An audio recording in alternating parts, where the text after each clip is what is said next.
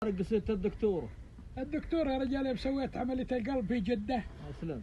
ولا ذاك الدكتورة الجودية الطيبة المزيونة اللي حبيتها في الله، وأنا ما حبيتها في الله، حبيتها في يا سلام. الله.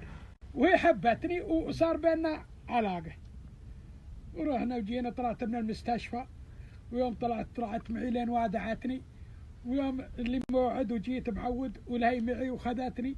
ها كيف السكر، كيف الضغط، كيف العملية، وقلت كل شيء تمام. يا سلام. قالت الله انه يدخل السرور على قلبك. دخلت السرور على قلبي، كل اللي قدامك جابوا لي الاكتئاب. والله ما ادري شرجنا. لا لا تارك الحياة الزانة. قلت يا دكتور انا احبك صراحتها. الله. قالت يعني كيف تحبني؟ بغيت اقول احبك في الله، ولا هي بتصير اخر علاقه بيني خلنا بعدها عن الله.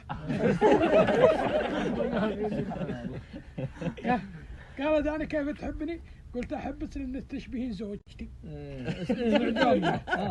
قالت انا اشبه زوجتي؟ قلت ايه. المهم رحنا ورحت من عندها، وبعد شهر رقم نايف ولدي في الملف، ودريت له يكلمني.